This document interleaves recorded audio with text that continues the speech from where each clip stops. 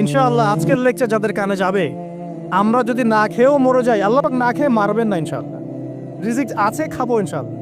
কিন্তু হয়তো বা অভাব হবে, টাকা পয়সা একটু কম হতে পারে, অন্যের 10তলা ফ্ল্যাট হবে, আমার হবে না, ঠিক আছে, অন্যের এত বিঘা বিঘা জমি আমার হয়তো হবে না, কিন্তু ইনশাআল্লাহ তাআলা এই যে দুনিয়ার মুসাফিরের জীবনটা, এটা মুসাফিরের জীবন না, মুসাফিরের জীবনটা কেটেই যাবে ইনশাআল্লাহ। কাটবে না? যে কোনো ভাবেও কেটে তো যাবেই ইনশাআল্লাহ। এই যে পরকালের জীবনটা একটা চেতনার শক্তি, জানেন, দুনিয়াতে যত বাধা বিপত্তি আসুক, গাল মন্দ খান, গীবত তহমত খান, কষ্ট হোক, নির্যাতন হোক, একটা বিষয় মনের মধ্যে শান্তি দেয়। কি শান্তি? যে এই দুনিয়ার জীবনটা তো আর চিরস্থায়ী নয়, এটা তো আর সারা জীবন থাকবে না। ইনশাআল্লাহ এই অবস্থা আস্তে আস্তে পরিবর্তন হয়ে যাবে। ফাইন্না মাআল উসরি ইউসরা, পরকালে ইনশাআল্লাহ পাবো, দুনিয়াতে না পেলে কি হয়েছে, পরকালে পাবো ইনশাআল্লাহ। যুবক ভাই, এসব জেনা ছেড়ে দেন, আল্লাহ রাব্বুল আলামিন আপনার জন্য হুর রেখেছেন জান্নাত, ইনশাআল্লাহ পাবেন ইনশাআল্লাহ। এটা ছেড়ে দেন, সুদ ছেড়ে দেন, আল্লাহ পাক আপনার জন্য হাউজে কাউসার রাখছে ইনশাআল্লাহ, ঠিক আছে।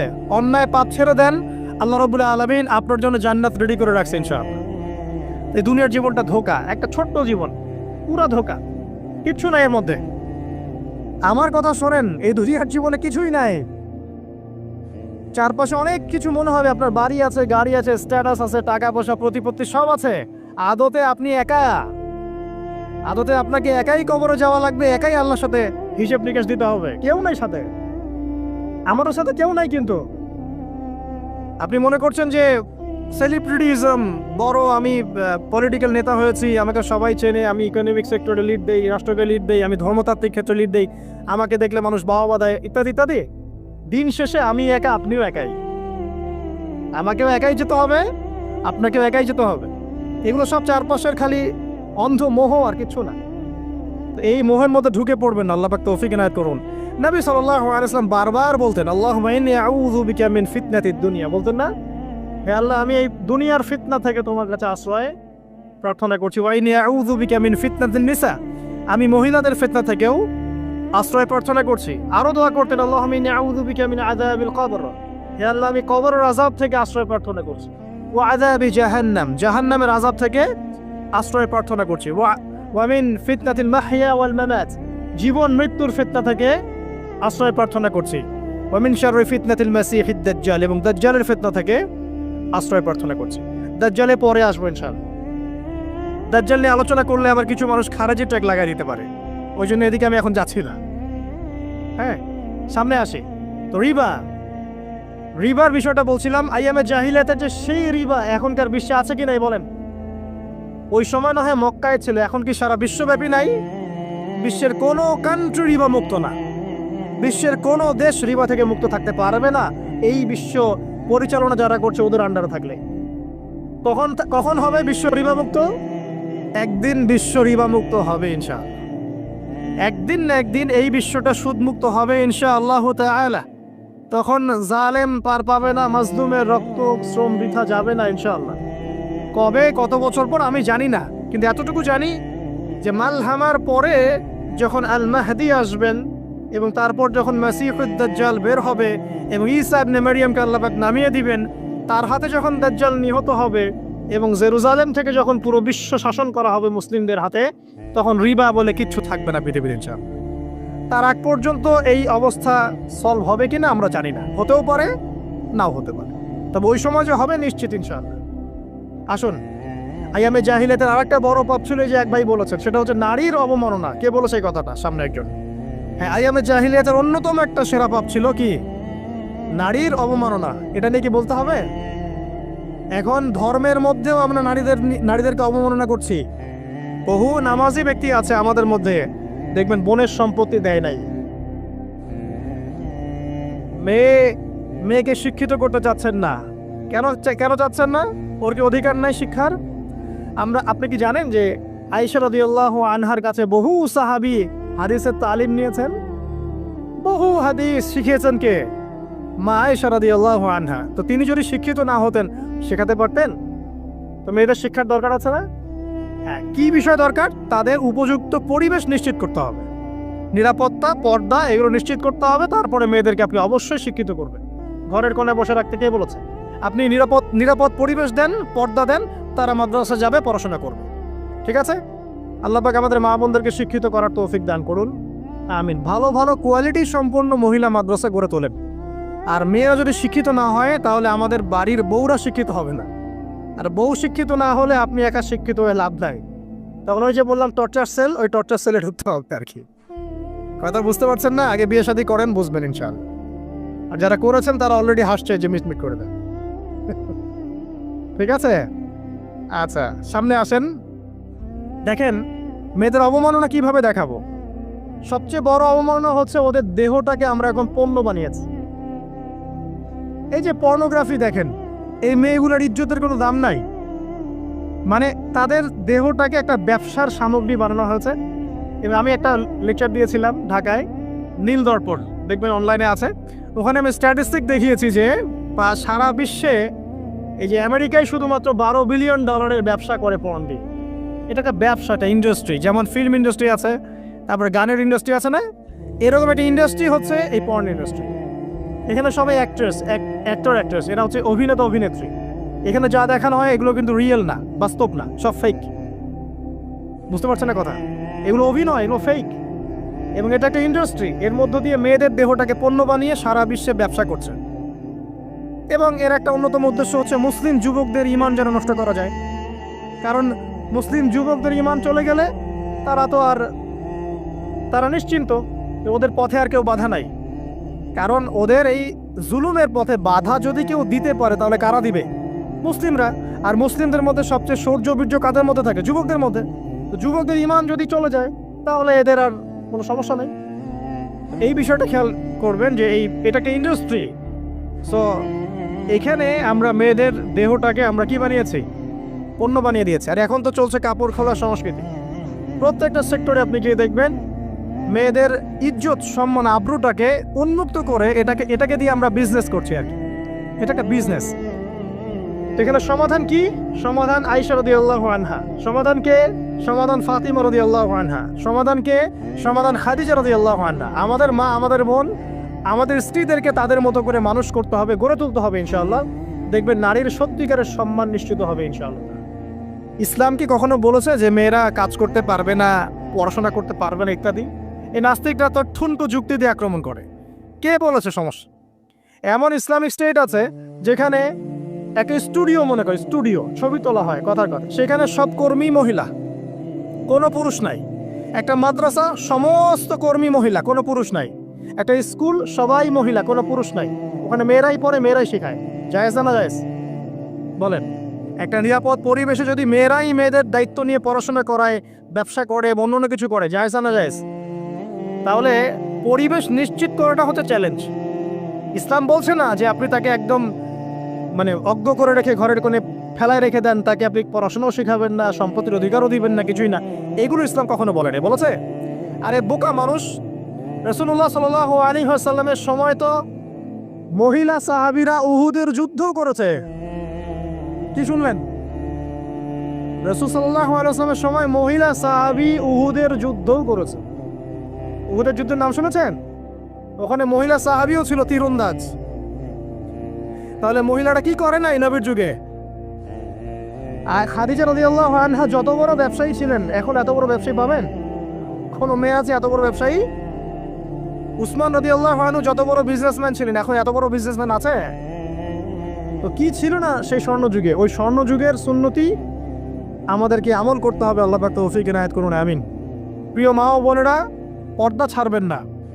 আপনাদের জন্য 4টা কাজ: স্বামীর আনুগত্য করা, লজ্জাস্থানের হেফাজত করা, আপনার 5 ওয়াক্ত সালাত ঠিকঠাক মতো আদায় করা এবং রমজান মাসে সাওম রাখা। নবীজি বলেছেন সাল্লাল্লাহু আলাইহি ওয়াসাল্লাম, জান্নাতের যে কোনো দরজা দিয়ে ইচ্ছা আপনি প্রবেশ করতে পারবেন। আপনার জন্য সহজ। আর স্বামীর আনুগত্য বলতে আমি বুঝাইনি স্বামীর দাসত্ব করতে হবে, এটা বলিনি। এখনকার কিছু ফ্যামিনিস্ট মেয়ে আছে, ওরা আনুগত্য শব্দ মনে হয় যে দাসত্ব মনে হয়। আনুগত্য দাসত্ব এক জিনিস না। আনুগত্য কি? স্বামী কোরআন সুন্নাহর অনুকূলে কোনো কথা বলেছে, আপনি মানবেন। স্বামী বলছে পর্দা করো, তোমাকে ভালোবেসে বলছি তুমি পর্দা করো, তুমি আমার অনেক প্রিয় একজন মানুষ, তুমি বেপর্দায় বাইরে যাবা আর লোকজন দেখবে, কেমন হয়? ঠিক আছে, তোমাকে তো আমিই বিয়ে করেছি, তুমি আমার, মানুষ তোমাকে দেখতে গেল। ঠিক আছে? তো এখন স্বামী ভালো কথা বলেছে, আপনি শুনলেন, এটা আনুগত্য। আর ওই স্বামী যদি বলে আসো তো আমার কলিগরা এসেছে, ওকে খাবার সার্ভ করতে হবে, আসো খাবারটা পরিবেশন করো, এখন আপনি বেপরোয়া হয়ে আপনার স্বামীর কলিগের সামনে খাবার পরিবেশন করতে শুরু করলেন, এটা কি আনুগত্য করতে হবে? এটা তখন আপনি আনুগত্য করবেন না। সিম্পল, কোরআন সুন্নাহর অনুগত কাজে আপনি স্বামীর আনুগত্য করবেন, বিপরীতে গেলে আপনি করবেন না। স্বামীর আনুগত্য মানে স্বামীর দাসত্ব নয়। আর এই হাদিসটা আপনি কেন ভুলে যান যে আল্লাহ রাসূল সাল্লাল্লাহু আলাইহি ওয়াসাল্লাম বলেছেন আল্লাহ ছাড়া যদি কাউকে সেজদা করা যেত, সম্মান বুঝাচ্ছেন, আল্লাহ ছাড়া যদি কাউকে সেজদা করা জায়েজ হতো, আমি মেয়েদেরকে বলতাম যেন স্বামীকে সেজদা করে। কেন? কারণ আপনাকে রেসপন্সিবিলিটি, আপনার খাবার, আপনার ফুড, আপনার শেল্টার, আপনার মানে পুরো দায় দায়িত্ব নিজের হাড় ভাঙা পরিশ্রম দিয়ে, জীবনের ঝুঁকি নিয়ে স্বামী আপনার জন্য করে। সে আপনার সম্মান পাওয়ার যোগ্য তো? সে কি আপনার সম্মান পাওয়ার যোগ্য নয়? আপনি যদি সম্মানের হক আদায় না করতে পারেন তাহলে আপনি অকৃতজ্ঞ। আর অকৃতজ্ঞ মেয়ে কখনো জান্নাতে যাবে? একটা হাদিসে আছে বেশিরভাগ মেয়ে জাহান্নামে যাওয়ার অন্যতম কারণ হচ্ছে তারা স্বামীর সাথে কুফুরি করে। কি করে? আর সারা জীবন স্বামী ভালোবেসে যায়, ভরণ পোষণ দিয়ে যায়, সব চাহিদা পূরণ করে যায়, একদিন দেখবেন কথা কাটাকাটি হয়েছে, ওই দিন বলে বসবে যে তোমার কাছে আমি কিচ্ছু পাই নাই সারা জীবনে। এই যে কুফুরি, এই কারণে তারা জাহান্নামে যেতে পারে বেশি। আল্লাহ হেফাজত করুন। আরেকটা কারণ হচ্ছে যে বেপর্দা। আপনাকে 4টা মূলনীতি ফলো করতে হবে। 1, এমন কোনো পোশাক পরবেন না যে পোশাকটা আটো-সাটো, যেটা পরলে আপনার গায়ের কাঠামো বোঝা যায়। এটা বোরখা হলেও পরা যাবে না। আমি কি বোঝাতে পারছি? ডিজিটাল বোরখা দেখেন নাই? দেখছেন? মাশাআল্লাহ। আর কারা কারা দেখছেন? এদিকে চোখ বেশি যায় না? আচ্ছা, এমনি দেখা যায়, চোখ দিতে হয় না, এমনি দেখা যায়। ডিজিটাল বোরখা চলবে না, ডিজিটাল বোরখা চলবে না। আমার মত, এটা আমি মত দিচ্ছি, আমি আল্লাহর রাস্তায় সময় দিয়েছি অনেক দিন, এবং এখানে যে পর্দাটা শেখানো হয় এরকম পর্দা আমি অন্য কোথাও দেখি নাই। এত চমৎকার পর্দা শেখানো হয়। কারা কারা সময় লাগিয়েছেন? 3 দিন 7 দিন সময় দিয়েছেন কারা কারা? বেশিরভাগই দেন নাই। সমস্যা নাই, দিতে হবে। আমি বাধ্যতামূলক বলিনি আপনাকে, বলেছি এখানে পর্দা শেখানো হয়, চমৎকার পর্দা শেখানো হয়, যে এখানে চোখটা পর্যন্ত তাদের ঢেকে রাখার তালিম দেওয়া হয়। যাই হোক, যেখানেই শেখেন অ্যাটলিস্ট পর্দাটা শিখলেই হলো।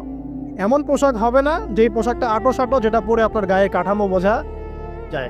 2 নম্বরে এমন পোশাক পরা যাবে না যেই পোশাকটা পরলে বাহির থেকে ভিতরের অঙ্গ দেখা যায়। দেখেছেন? দেখেন নাই? দেখছেন হুজুর? আচ্ছা, আপনারা তো সব দেখেন দেখি। তারপরে 3 নাম্বার, এমন পোশাক পরা যাবে না যেটা অমুসলিমদের সাথে সাদৃশ্য আছে। কথা বুঝতে পারছেন?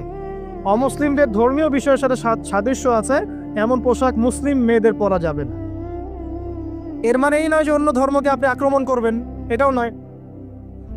যে যার ধর্ম তাদের স্বাধীনতা মতো পালন করবে। মুসলিমরা বাধা দিবে? দিবে না। মুসলিমরা দাওয়াত দিতে পারে। কি করতে পারে? দাওয়াত দিতে পারে যে ভাই, এই যে লা ইলাহা ইল্লাল্লাহর কনসেপ্ট আপনাকে বুঝাচ্ছি, আল্লাহ ছাড়া কোনো মাবুদ নাই, মুহাম্মদ সাল্লাল্লাহু আলাইহি ওয়াসাল্লাম সর্বশেষ রাসূল, এই কোরআন পড়ুন, হাদিস পড়ুন, দেখুন এটাই হচ্ছে মানবতার মুক্তির সনদ। এরপর যদি সে ইসলাম কবুল করে আলহামদুলিল্লাহ, যদি না করে এর হিসাব কে দিবে? সে নিজে দিবে। এর হিসাব কি আমাকে দেওয়া লাগবে? দেওয়া লাগবে না। তো অমুসলিমদের সাথে সাদৃশ্য আছে এমন পোশাক চলবে না। আচার হচ্ছে পুরুষরা মেয়েদের পোশাক পরতে পারবে না, মেয়েরা পুরুষদের পোশাক পরতে পারবে না। জি, আপনাদেরকেই বলছি, আপনারা জিন্স পরতে পারবেন না, মেয়েদেরকে বলছি, এবং টি শার্ট পরতে পারবেন না। আপনারা ওই যে যা ইচ্ছা তাই ড্রেস পরে বলবেন যে 1000 বছরের সভ্যতা সংস্কৃতি, এসব বাজে কথা চলবে না এখানে। এটা 1000 বছরে কোনোদিন আমাদের দাদা নানিরা এগুলা কখনো পরে নাই। পড়ছে? আপনার দাদি কখনো এরকম পরছিল শাড়ি? তো যে বললো 1000 বছর থেকে পরে আসতেছে নাকি? সুবহানাল্লাহ। তো এখানে বিষয়টা হচ্ছে পুরুষ মেয়ের পোশাক পরতে পারবে না, মেয়ে পুরুষের পোশাক পরতে পারবে না। আমি খুব সংক্ষিপ্ত করে আপনাকে কোরআন সুন্নাহ থেকে 4টা মূলনীতি বলে দিলাম। এই 4টা মূলনীতি কোরআনেও আছে, হাদিসেও আছে। আসেন, এই যে নারীর অবমাননা, এই বিষয়টা আইয়ামে জাহিলিয়াতে যেমন ছিল, এখন দেখবেন আরো বড় পরিসরে এসেছে। আসে নাই? এই যে ফ্যাশন শো, দেহের প্রদর্শনী, বিভিন্ন ফিল্মস দেখবেন, ফিল্ম ইন্ডাস্ট্রিজে দেখবেন, মিউজিকে দেখবেন, পর্নে দেখবেন, মেয়েদের দেহটাকে নিয়ে ব্যবসা করা হচ্ছে। আগে তো না হয় কন্যা সন্তান হলে জীবন্ত পুঁতে ফেলতো নাকি, এখন যদি গর্ভের বাচ্চা মেয়ে জানে অনেকে আগেই মেরে ফেলায়। বোঝেন নাই মনে হয়? অনেকে যদি জানে যে গর্ভে মেয়ে সন্তান আছে আগেই মেরে ফেলায়। এমন অনেক দেশ আছে, আমি নাম বলছি না দেশের সঙ্গত কারণে, যে সে দেশে এরকম মেয়ে সন্তানকে এই যে খালাস করে ফেলার, নষ্ট করে ফেলার, ভ্রূণ নষ্ট করার আলাদা ক্লিনিক আছে, আলাদা হসপিটাল আছে। বলে নাউজুবিল্লাহ। তো আসলে ওই 1450 বছর আগের মানুষটা বেশি বর্বর ছিল না আমরা বেশি বর্বর? এই যে অধিকারের কথা বলে বলে আমরা মেয়েদের দেহটাকে নিয়ে এখন মস্করা করছি, তামাশা করছি। সবচেয়ে সেরা অধিকার কোথায় পাবে? কোরআনে পাবে, হাদিসে পাবে, ইসলামে পাবে। তার পর্দা নিশ্চিত হবে, দেহ সেফ থাকবে, তার ইজ্জত নিশ্চিত হবে, ইজ্জত সেফ থাকবে, তার সম্মান সেফ থাকবে, তাকে রাজরানীর মতো স্বামী বাসায় রাখবে, কারণ সে হচ্ছে তার কাছে সবচেয়ে মূল্যবান প্রিয় বস্তু। শুধু তাই নয়, সম্পত্তির অধিকার তাকে দিতে হবে। একজন মেয়ে তার ভাইয়ের সম্পত্তি পাবে, তার বাবার সম্পত্তি পাবে, তার স্বামীর সম্পত্তি পাবে, সব দিক থেকে সে সম্পত্তি পাবে। আর একজন ছেলে কিন্তু সব দিক থেকে সম্পত্তি পাবে না। তো এই বিষয়গুলো যখন এক শ্রেণীর মানুষ বোঝে না, তখন ইসলামের বিরুদ্ধে অহেতুক প্রোপাগান্ডা চালানো শুরু করে। সবচেয়ে সেরা সম্মান রক্ষার উদাহরণ দেয়া হয়েছে ইসলামে, কোরআনে এবং হাদিসে। এই কথাটা আপনাদের মা বোনদেরকে বোঝাবেন, তবে নম্রতার সাথে বোঝাবেন, কারণ উচ্চবাচ্য করলে তারা কথা শুনবে না। আর আল্লাহ রাসূল সাল্লাল্লাহু আলাইহি ওয়াসাল্লাম বলেছেন, কিছুটা বাঁকা হাত দিয়ে তাদেরকে তৈরি করা হয়েছে।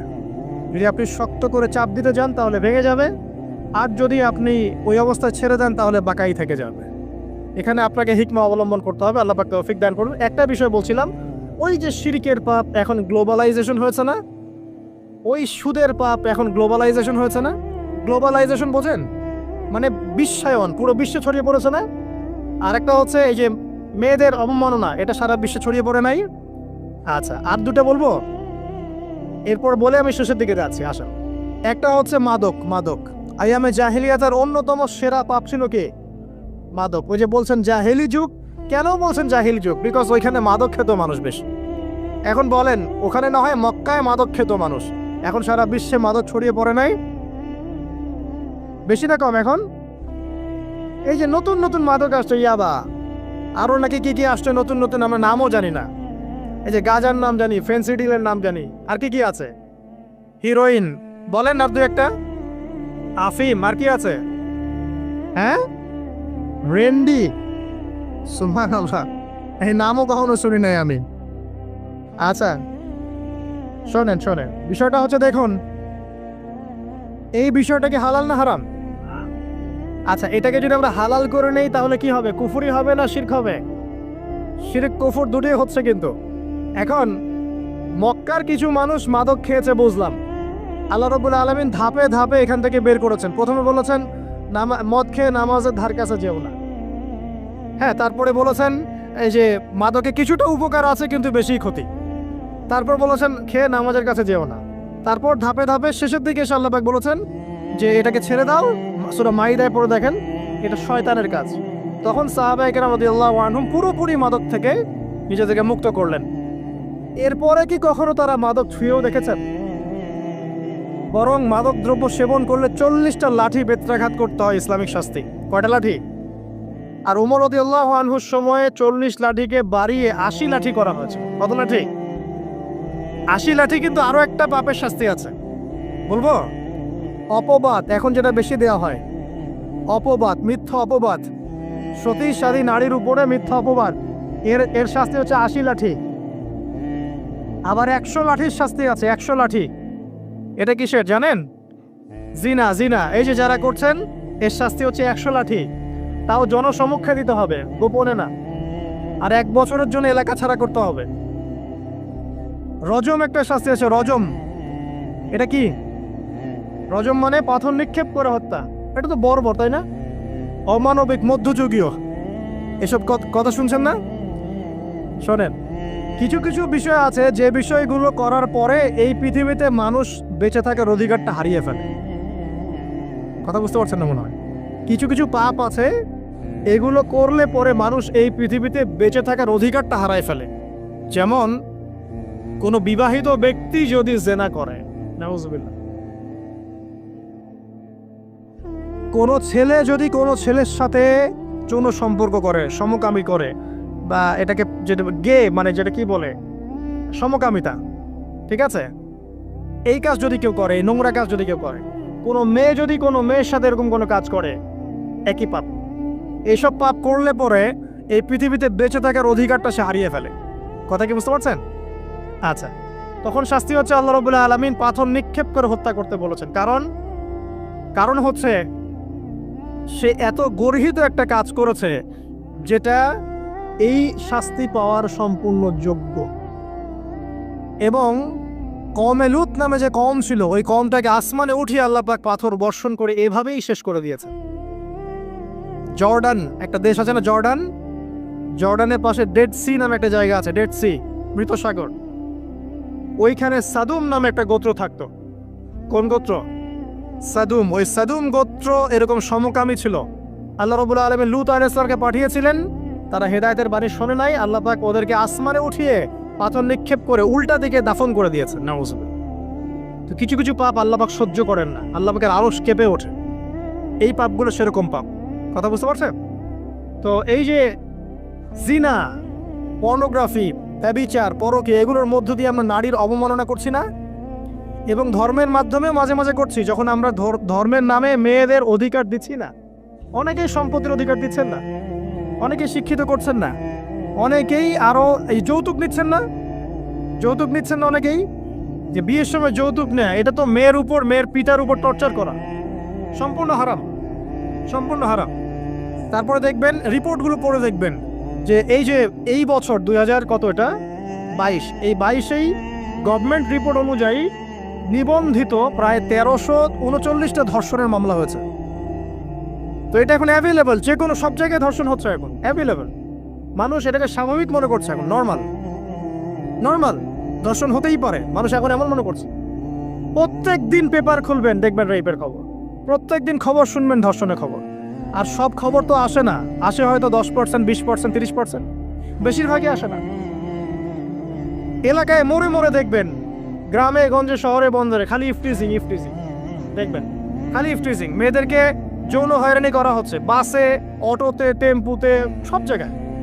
বাসের মধ্যে মেয়েকে রেপ করে ফেলা হচ্ছে। একটা বাচ্চা মেয়ে যে বোঝেও না যে সেক্সুয়াল বিষয়গুলো কি জিনিস, ওকেও রেপ করা হচ্ছে। এই যে মহামারী, আপনি তো বুঝতে পারছেন না যে আমরা কোন সমাজে আছি। এই সমাজে আপনার মেয়ে তো সেফ না, আমার মেয়ে তো সেফ না। আমার মেয়ে, আপনার মেয়ে ভবিষ্যৎ কি হবে, এর ভবিষ্যতের নিশ্চয়তা কে দিবে?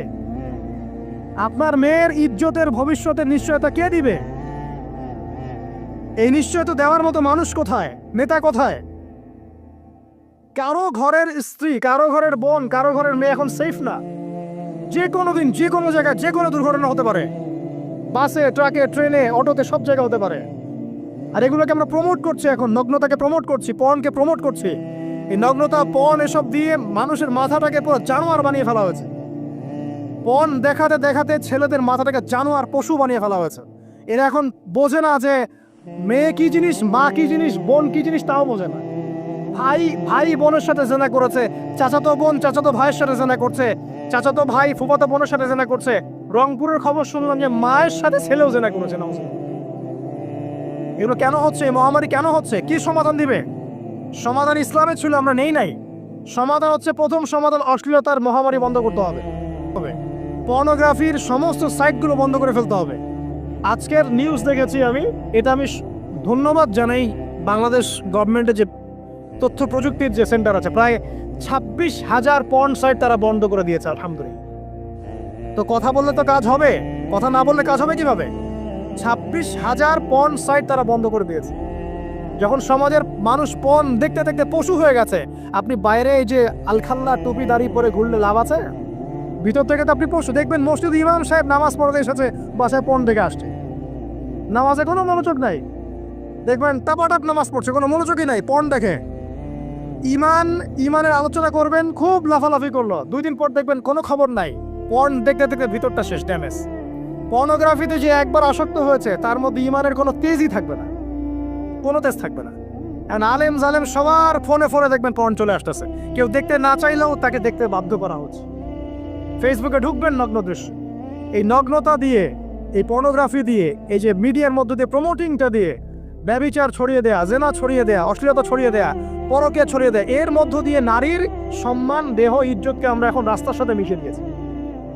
কিসের অধিকারের কথা বলছে? কিসের নারী অধিকারের কথা বলছে? খালি ডিগ্রি সার্টিফিকেট অর্জন করতে পারলেই অধিকার হয়? আমার তো ইজ্জতই ঠিক থাকলো না, আমার অধিকার কোথায় থাকলো? একটা সার্টিফিকেট অর্জন করার জন্য কলেজের মেয়েদেরকে বড় বড় নেতার বেডরুমে ঢুকানো হচ্ছে, দেখেন নাই? তো একটা সার্টিফিকেট অর্জন করতেই হবে আমাকে, নিজের ইজ্জত বিক্রি করে দিয়ে হলেও আমার সার্টিফিকেট অর্জন করতেই হবে। লাথি মারি এসব পড়াশোনার পিছনে, দরকার নেই আমার পড়াশোনা। পড়ছে বাসায়, এলাকায় এলাকায় মহিলা মাদ্রাসা করেন, মাদ্রাসায় মেয়েদেরকে পড়ান। আমি খুব দুঃখের সাথে বলছি, অনেক মাদ্রাসাতেও এরকম কোনো ঘটনা কিন্তু ঘটেছে না? এখানে একটা কথা আমরা পরিষ্কার করতে চাই, সেটা হলো যে পাপ পাপী, রেপি, ধর্ষণী, সে আলেম করুক আর জালেম করুক, ইমাম করুক আর জালেম করুক, ফাসেক করুক, সবাইকে সমান শাস্তি নিশ্চিত করতে হবে। আর শাস্তি হবে দৃষ্টান্তমূলক, যেন আরো 10 জন থেকে শিক্ষা নেয়। ওই যে ইসলামে আছে না হাত কেটে ফেলা, কি কারণে বলেন তো? কারণ সবাই যখন দেখবে এই যে খুঁটির সাথে বেঁধে একটা চোরের হাত কেটে ফেলা হয়েছে, এলাকার সব মানুষ দেখেছে, চুরি পারবে না কমবে? নিশ্চিত চুরি কমে যাবে ইনশাআল্লাহ। তো এই যে নারীর অবমাননার ওই যুগের চেয়ে এই যুগে বেশি না কম? আপনি ভালো করে আল্লাহর নূর দিয়ে দেখেন। আমি প্রথমে বলেছি, শুধু বাইরের চোখ দিয়ে দেখলে সব বুঝতে পারবেন না। আল্লাহ পাকে নূর দিয়ে দেখেন, কোরআন সুন্নাহর গভীর জ্ঞান দিয়ে দেখেন, দেখবেন ওই জাহিলিয়াতের চেয়ে 1000 গুণ বেশি জাহিলিয়াত এখনকার বিশ্বে চলছে। আল্লাহ পাক আমাদের মা বোনদের ইজ্জত হেফাজত করুন, তাদের সম্মান হেফাজত করুন। আমরা দোয়া করি আল্লাহ পাক তাদেরকে উচ্চশিক্ষায় শিক্ষিত করুন, নিরাপত্তা নিশ্চিত করুন। কেউ যদি ওদের দিকে খারাপ চোখ তুলে তাকায়, আল্লাহ পাক সেই চোখকে যেন ধ্বংস করে দেয়। আল্লাহ পাক তাদের ইজ্জতের প্রতি যদি কেউ খারাপভাবে হাত বাড়ায়, তাদের শাস্তি যেন নিশ্চিত করার তৌফিক আল্লাহ পাক আমাদেরকে দান করেন। আল্লাহ পাক আমাদের মা বোনদেরকে মহামূল্যবান মনে করে আমাদেরকে হেফাজত করার তৌফিক দান করুন, আমিন। আর তাদেরকে যারা নগ্ন করতে চায়, আল্লাহ পাক এদেরকে ধ্বংস করে ছেড়ে দিন, আমিন। আল্লাহ পাক বলেছেন, যারা চায় মুমিন মুসলিমদের সমাজে অশ্লীলতা ছড়িয়ে পড়ুক, দুনিয়া এবং আখিরাত উভয় জাহানে আল্লাহ পাক এদেরকে ধ্বংস করবেন। আরেকটা বলে শেষ করি, সেটা হলো, কয়টা বলেছি ভাই? জাহিলিয়াত। ইমাম মুহাম্মদ বিন আব্দুল ওয়াহাব রাহিমাহুল্লাহ, তার একটা বইয়ের মধ্যে 1000টা জাহিলিয়াত আছে। আমি 5টা বাছাই করেছি। কয়টা? 5টা। কয়টা বলেছি? 4টা। এক হচ্ছে কি বলেছিলাম? শিরক। আছে না নাই? রিবা এখন আছে না নাই? 3 নম্বর কি ছিল? মাদক। আর 4 নম্বর নারীর অবমাননা। মাদক তো বুঝলেন, এটা তো আমার চেয়ে আপনারা ভালো বুঝেন, মাদক সব জায়গায় আছে। আরেকটা কথা বলি, দেখুন মাদক নিয়ে একটা কথা বলি, শুনুন। আপনাদের কি কখনো গায়ে কখনো ফোড়া হয়েছে? কার কার গায়ে ফোড়া হয়েছে বলি, হাত তুলেন। কেমন ব্যথা? ফোড়া ফেটে গেলে কি বের হয়? রক্ত আর পুঁজ বের হয়, তাই তো? তো নবী সাল্লাল্লাহু আলাইহি ওয়াসাল্লামকে সাহাবীরা পরে জিজ্ঞাসা করলেন, ইয়া রাসূলুল্লাহ, কোন পাপের কারণে তাদেরকে এই শাস্তি দেওয়া হচ্ছে? নবী করিম সাল্লাল্লাহু আলাইহি ওয়াসাল্লাম বললেন, তাদেরকে এই শাস্তি দেওয়া হচ্ছে একটা পাপের কারণে, সেটা হলো মাদক দ্রব্য সেবন করা। আর ওই পানীয়টার নামও নবীজি বলে গেলেন, তার নাম হচ্ছে তিনাতুল খাবাল। কি নাম? তিনাতুল খাবাল। এই তিনাতুল খাবাল মানে জাহান্নামীদের রক্ত এবং পুঁজ, এটা খেতে দেওয়া হচ্ছে মাদক দ্রব্য সেবনকারীদের জন্য। আল্লাহ রাসূল সাল্লাল্লাহু আলাইহি ওয়াসাল্লাম বলেছেন, কোনো ব্যক্তি যদি মাদক সেবন করে, তার 40 দিনের নামাজ কবুল হবে না। সে যদি আবার তওবা করে ফিরে আসে, আল্লাহ পাক মাফ করে দিবেন ইনশাআল্লাহ। যদি আবারও মাদক খায়, আবার 40 দিনের নামাজ কবুল হবে না। তারপর যদি আবার তওবা করে, আবার আল্লাহ মাফ করে দিবেন ইনশাআল্লাহ। তারপর যদি আবার মাদক খায়, আবার 40 দিনের নামাজ কবুল হবে না। তারপর যদি আবার তওবা করে, আবার আল্লাহ মাফ করে দিবেন। তারপরে যদি আবার মাদক খায়, তখন আল্লাহ রাব্বুল আলামিন তাকে তিনাতুল খাবাল পান করাবে। প্রিয় ভাইরা, আপনারা মুসলিম না? আমরা মুসলিম না? মুসলিম যুবকদের সবচেয়ে সেরা অস্ত্র হচ্ছে ঈমান এবং নৈতিকতা। অন্যরা জাহিলিয়াতের স্রোতে ভেসে যাক, মুসলিম তরুণরা কখনো জাহিলিয়াতে যাবে না ইনশাআল্লাহ। আমার সাথে ওয়াদা করেন যে কোনো প্রকার মাদক দ্রব্যের সাথে সংশ্লিষ্ট থাকবেন না। একটা সিগারেটেও কখনো টান দিবেন না। কারণ সিগারেটটা কি? সিগারেট আপনাকে আস্তে আস্তে অন্য মাদকের দিকে নিয়ে যাবে। সিগারেট খাওয়া শিখেছিস, এখন গাঁজাও খা। যা খাওয়া শিখলে এখন ওটা খা এই করতে থাকে। এক পর্যায়ে আপনি এখান থেকে আর বের হতে পারবেন না। এখানে আপনার দেহের ক্ষতি, আপনার মস্তিষ্কের ক্ষতি, আপনার পরিবারের ক্ষতি। এমন আপনি যদি পরবর্তীতে গিয়ে পরিবার গঠন করতে চান, আপনি সুখী পরিবারও গঠন করতে পারবেন না, কারণ ভিতর থেকে আপনি নিজেকে শেষ করে ফেলেছেন। দুইটা ভয়ঙ্কর পাপের কথা বলে দেই। এই দুইটা পাপে যারা আসক্ত হয়ে আছে, তারা তওবা করে ফিরে আসলে পরেও সারা জীবন তাদেরকে এটা সাফার করতে হবে। কথা বুঝতে পারছেন না? তওবা করে ফিরে এসেছেন মনে করে, তারপরেও আপনাকে সারা জীবন এই পাপের ফলটা ভোগ করতে হবে। এক, মাদকদ্রব্য। দীর্ঘদিন সেবন করেছেন, তওবা করেছেন, ফিরে এসেছেন, আল্লাহ হয়তো মাফ করে দিয়েছেন, আল্লাহ পাক মাফ করে দিয়েছেন, বাট আপনি আপনার দেহের যে ক্ষতিটা করে ফেলেছেন এটা পোষাতে পারবেন না। এক নাম্বার। দুই, তখন আপনি যদি বিয়ে করেন, আপনি স্ত্রীকে সন্তুষ্ট করতে পারবেন না। হ্যাঁ। দুই নাম্বার হচ্ছে এই যে গোপনে যুবকরা যে পাপটা করে, মাস্টারবেশন, যেটাকে আমরা বলি হস্তমৈথুন। এই পাপ যেসব যুবকরা করছে বা করে, এবং অ্যাভেলেবেল এই পাপটা সবাই করে, কারণ এখন পর্নের যুগ। পর্ন দেখলে তো আর কোনো উপায় নাই, তখন তো এই পথেই যেতে হচ্ছে, নিজের উপরে নিজেকে জুলুম করতে হচ্ছে। যারা হস্তমৈথুনে অভ্যস্ত হয়ে গেছে, এরা যদি তওবা করে ফিরেও আসে, শরীরের যে ক্ষতিটা হয়েছে এটা পূরণ হবে না কখন। দেখেন, আমার মতো বয়সে, আমার চেয়ে প্রায় 10 বছর বয়স আগেই তারেক বিন জিয়াদ স্পেন জয় করেছিল। আমার যে বয়স এখন চলছে 30 পার হয়ে গেছে, এর চেয়ে আরও প্রায় 10 বছর আগে মুহাম্মদ বিন কাসিম এই সিন্ধু জয় করেছিল। এখন যে ইসলাম আপনি ভোগ করছেন, এটা তাদের ফল, তাদের এই জিহাদের ফল। তো এখন আমাদের এই যে 20 বছর 30 বছরের যুব সমাজের দিকে তাকায় দেখেন, একবার তাকায় দেখেন, চেহারাগুলো একটু দেখেন, চেহারা দেখেন, এক একটা চেহারা দেখেন, চেহারায় নূর নাই, নষ্ট হয়ে গেছে, নামাজ নাই, চোখগুলো বসে যাচ্ছে, কারণ সারা রাত জেগে থাকছে। ওই যে টিকটক টিকটক টিকটক সারা রাত, হ্যাঁ, সারা রাত ফোনে, সারা রাত গল্প গুজব। রাত্রেবেলা দেখবেন, রাত্রেবেলা শহর যেন জীবিত হচ্ছে। রাত্রেবেলা ক্যারাম খেলে, রাত্রে লুডু খেলে, রাত্রে এটা করে, রাত্রে সে, সারাদিন ঘুম, সারাটা দিন ঘুম। আপনি কি জানেন সারা রাত কে জেগে থাকে, সারা রাত কে ঘুমায়, আর সারা দিন কে জেগে থাকে? সারা রাত জেগে থাকে কুকুর, এবং সারাদিন ঘুমায় কুকুর। আর দেখবেন আপনি বিড়ালকে দেখবেন, ও কিন্তু রাত্রে ঘুম, এবং দিনের বেলা সে অ্যাক্টিভ। পাখিকে দেখবেন, পাখি সন্ধ্যা হলো একদম ঘরে, যেই সূর্য ডুববে পাখি একদম ঘরে, দেখেন না? পাখি ঘরে। আর যেই ফজর হবে পাখি বের হয়ে গেল। আর আল্লাহ রাসূল সাল্লাল্লাহু আলাইহি ওয়াসাল্লাম হয়তো বা এই কারণেই, আল্লাহ ভালো জানেন, তিনি বলেছেন এমন কিছু মানুষ জান্নাতে যাবে যাদের মনটা হবে পাখির মতো। সুবহানাল্লাহ। দেখেন পাখি কি করে, একদম সন্ধ্যা হলো ঘরে ঢুকে গেল, যেই ফজর হবে একদম ফজরের আগে আগে সে বের হয়ে গেল। তো পাখির মতো হওয়ার চেষ্টা করেন, পাখির মতো লাইফস্টাইলে আসেন, এবং সে সারাদিন পরিশ্রম করে রিজিকের জন্য, করে না? আল্লাহ পাক পাখিকে রিজিক দেন কি চাকরির মধ্য দিয়ে, না ব্যবসার মধ্য দিয়ে? কিভাবে সে রিজিক পায়?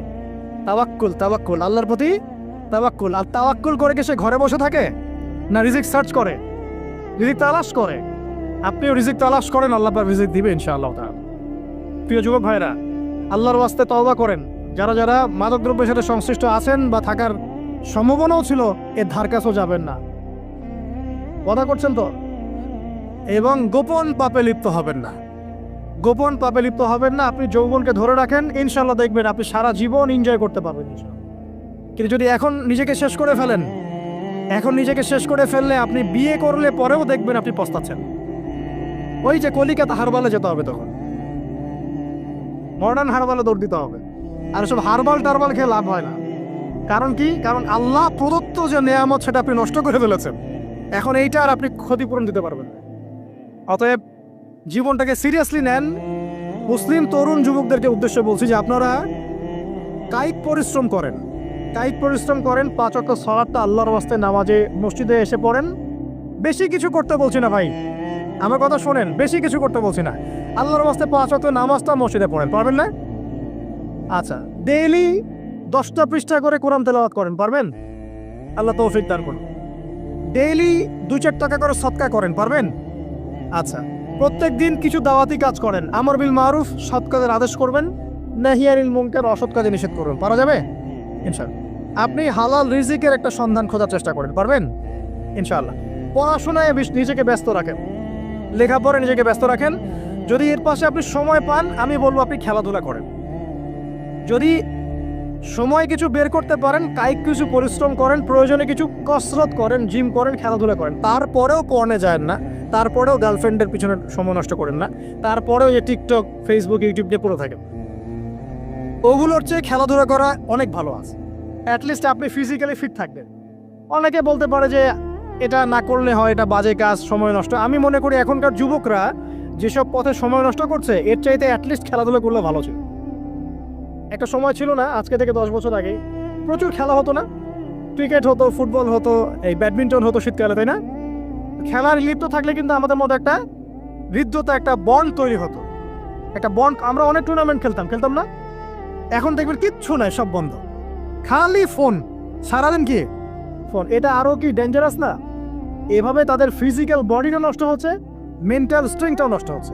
এর চেয়ে বরং তারা যদি কোনো কসরত করে, এটা অনেক ভালো হবে। এটা আমার মত, এটা আমি কোরআন সুন্নাহ থেকে কোনো কথা বলছি না। আল্লাহ পাক বোঝার তৌফিক দেখ। শেষ কথা হলো যে আইয়ামে জাহিলিয়াতের আরেকটা নির্মম বর্বরতা ছিল হচ্ছে গোত্রীয় দ্বন্দ্ব। কি ছিল? গোত্রীয় দ্বন্দ্ব। এটা দিয়ে আমি শেষ করছি। সেটা হলো কেমন গোত্রীয় দ্বন্দ্ব? মনে করেন একটা গোত্রের নাম বনু তামিম, একটার নাম বনু হানিফা, একটার নাম হচ্ছে বনু কোরাইজা, একটার নাম হচ্ছে মনে করেন বনু মাখজুম, আর একটা হচ্ছে বনু আদি। এরকম অনেক গোত্র ছিল। এই গোত্রগুলোর মধ্যে আপোষে দ্বন্দ্ব চলতো, খুব সামান্য কারণে তারা দীর্ঘস্থায়ী যুদ্ধ করত। একটু বোঝার চেষ্টা করেন, খুব সামান্য কারণে তারা লম্বা লম্বা যুদ্ধ করত। একটা উটকে কেন্দ্র করে প্রায় 80 বছর যুদ্ধ হচ্ছে। কত বছর? 80 বছর। এখন আপনাকে বলি, এই যে জাহেলিয়াতের এই যে গোত্রীয় হানাহানি, মারামারি, কাটাকাটি, এটা কি এখন সারা বিশ্বে ছড়িয়ে পড়েছে কি পড়ে নাই? আল্লাহ নূর দিয়ে দেখেন, পড়েছে কি পড়ে নাই? দেশে দেশে হানাহানি বেড়েছে না কমেছে? রাসূলুল্লাহ সাল্লাল্লাহু আলাইহি ওয়াসাল্লাম 23 বছর নবুয়তের জীবনে যতগুলো জিহাদ করেছেন এবং সারিয়া করেছেন, এতে সব মিলে হয়তো 2 থেকে 3 হাজার মানুষও মারা যায় নাই। ঠিক আছে? কিন্তু এখনকার দেখবেন প্রথম বিশ্বযুদ্ধেই কয়েক কোটি মানুষ শেষ, দ্বিতীয় বিশ্বযুদ্ধেই আরও কয়েক কোটি মানুষ শেষ, আর সামনে যে নিউক্লিয়ার যুদ্ধ হতে যাচ্ছে, আল্লাহু আলাম কবে হবে, এবং এটা হইলে যে কি হবে পৃথিবীর অবস্থা আল্লাহই ভালো জানে। এমন নিউক্লিয়ার ওয়েপন্স আছে যেটা আসমানে যদি বিস্ফোরণ ঘটানো হয়, তাহলে ওই দেশের সমস্ত ইলেকট্রনিক জিনিসগুলো নষ্ট হয়ে যাবে। বুঝতে পারেন না এই কথা? বোম মারতে হবে না পৃথিবীতে, মাটিতে বোমটা মারতে হবে না, আসমানে বিস্ফোরণ করে দিবে, তাতে আপনার পুরো দেশের যত ইলেকট্রনিক ডিভাইস আছে সব ড্যামেজ। এটা এই যুগ। ওই হিরোশিমা নাগাসাকির কথা মনে আছে? কি হয়েছিল ওখানে বলেন? 2টা বোম ফেলা হয়েছিল, পারমাণবিক বোমা। কে ফেলেছিল? কে ফেলেছিল? আমেরিকা। আচ্ছা, ওই বোম দুটার নাম কি? হ্যাঁ, এই তো জানেন, লিটল বয় আর ফ্যাটম্যান।